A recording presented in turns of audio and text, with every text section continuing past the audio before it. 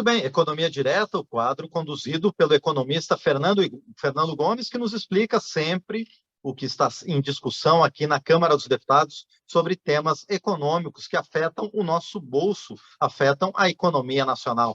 Fernando, tudo bem com você? Bom dia, Márcio. Tudo bem? Bom dia aí para todo mundo que nos acompanha. Tudo perfeito. Bom, hoje a gente vai falar de duas medidas provisórias, não é, Fernando Gomes? A primeira, ela reformula toda a legislação sobre aviação civil. Ela, segundo o texto, promete acabar com a diferença entre serviços aéreos públicos e privados, além de outras alterações propostas no texto encaminhado pelo governo federal. Fernando, explica para a gente, então, quais são os principais pontos dessa medida provisória e o que pode mudar para quem viaja de avião. Pois é, Márcio. Essa medida provisória aprovada aqui na Câmara, ela faz modificações grandes, complexas, aí, que tratam de pontos bem técnicos, envolvendo aí várias regras da aviação. Então, eu vou tentar aqui me deter sobre os pontos que podem gerar aí impactos econômicos nessa área, que também pode alterar alguma regra para as pessoas que usam transporte aéreo, que viajam de avião. Vamos lá, então. Primeiro ponto que eu destaco é uma modificação aí no Código de Defesa do Consumidor que passa a proibir as companhias aéreas de cobrarem qualquer tipo de taxa pelo despacho de uma bagagem somente. Essa nova regra passa a valer para voos nacionais e internacionais. Nos voos nacionais, os passageiros vão poder despachar uma bagagem de até 23 quilos, sem pagar nenhuma taxa, e nos voos internacionais também pode ser despachada uma bagagem um pouquinho mais pesada, 30 quilos. Só lembrando, Márcio, que essa era a regra anterior. Você podia despachar uma bagagem gratuitamente, acho que todo mundo se lembra disso aí, né? Aí as companhias aéreas conseguiram sensibilizar o Congresso, mudaram essa regra, argumentando que seria justo cobrar a bagagem e que haveria uma redução do preço para as pessoas que não despachassem a bagagem. Só que o que se verificou nesse período é que o preço das passagens não foi reduzido, e agora a regra muda de novo. Passa a valer o despacho gratuito de uma bagagem, tanto nos voos nacionais quanto nos internacionais. Também aí nessa área de mudança nas regras para quem usa o transporte aéreo, a gente teve outras modificações, né? A companhia aérea agora, ela pode deixar de vender passagens a quem criar confusão em voos. Ficou aprovado o seguinte: a companhia aérea pode deixar de vender por até 12 meses, bilhete a passageiro que tenha praticado ato de indisciplina, considerado aí gravíssimo, de acordo com o regulamento aí que trata dessa matéria. Outro ponto importante, também nessa área, é que os dados de identificação do passageiro que criou confusão e teve o ato classificado aí como gravíssimo, ele pode ser compartilhado pela companhia que teve o problema com outras companhias aéreas. Então, criou confusão, fica 12 meses sem voar, e como o ato pode ser compartilhado entre as companhias, quem for enquadrado nessa situação pode ficar sem voar em todas as companhias.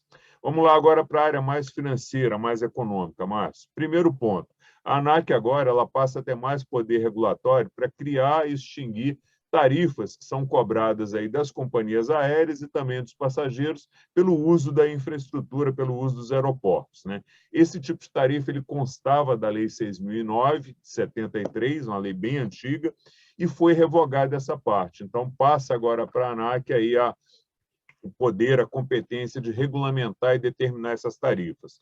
O pagamento com atraso permanece ainda acima de 30 dias, tendo correção monetária, mais 1% de juros, e, em caso de falta de pagamento dessas tarifas, a administradora do aeroporto ela pode, desde que com aviso prévio, exigir o pagamento antecipado da dívida ou suspender a prestação do serviço aí para as companhias aéreas.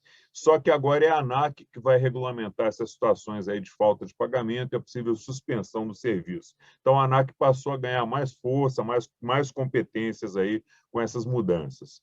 Outra informação importante, a partir de 1º de janeiro de 2023, as concessionárias de aeroportos não vão precisar mais pagar a contribuição ao Fundo Nacional de Aviação Civil. A ANAC vai retirar esse valor das tarifas.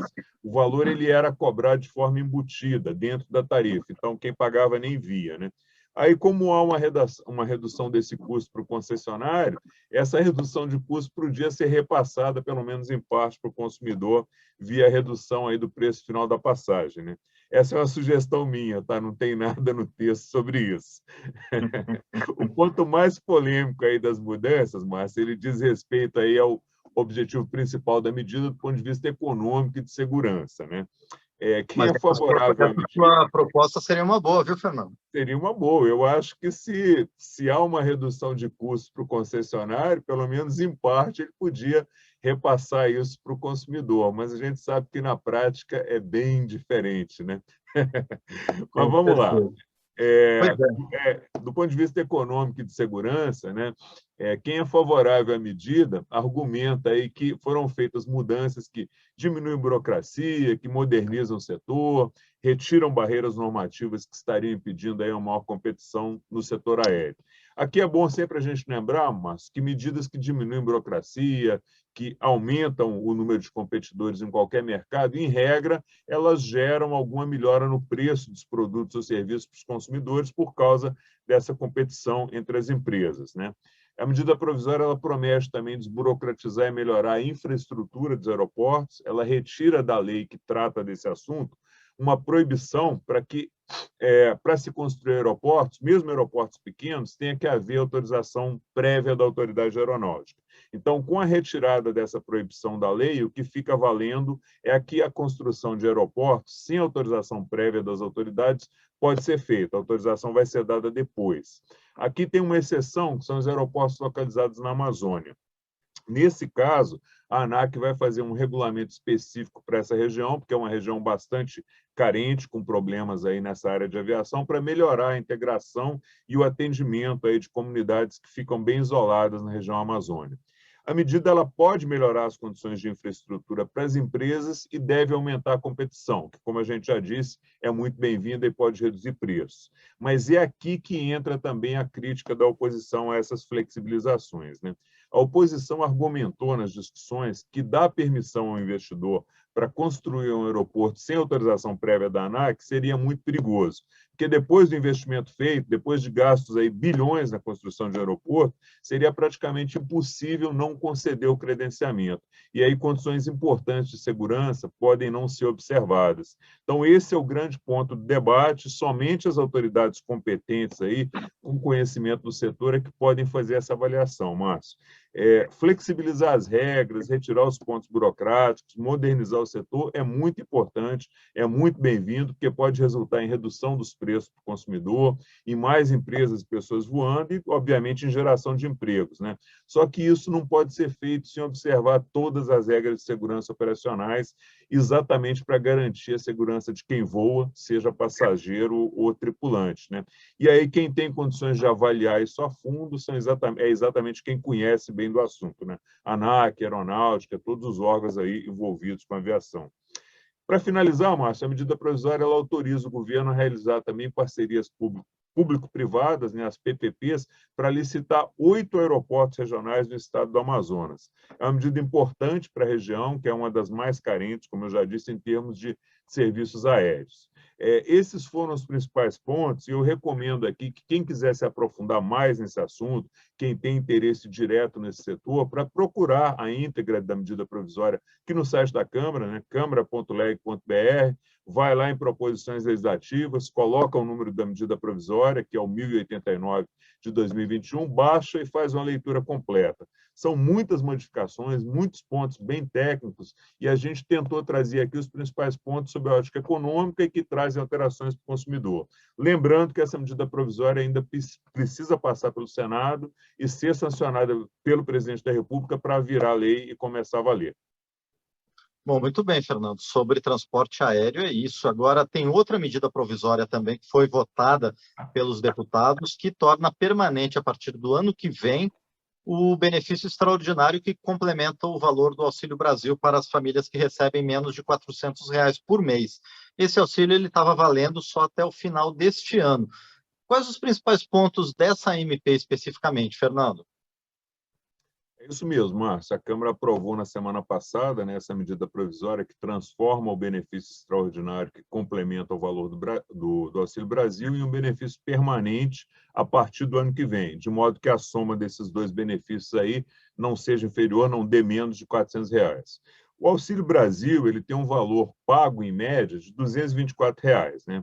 As famílias que recebem apenas esse valor médio de 224 recebem também um complemento que, quando somado ao valor do Auxílio Brasil, totaliza R$ 400 de benefício total. É bom a gente esclarecer, Márcio, que esse valor de 224 recebido a título de Auxílio Brasil é uma média, né, como o próprio nome diz. Tem família que recebe menos que esse valor, tem família que recebe mais. Isso vai depender aí de quantos tipos de benefício a família tem direito de receber. E quem é que tem direito de receber esse benefício? As famílias consideradas como em situação de extrema pobreza, de pobreza ou em situação de emancipação. As famílias em situação de extrema pobreza são aquelas que têm renda familiar per capita de até R$ 105.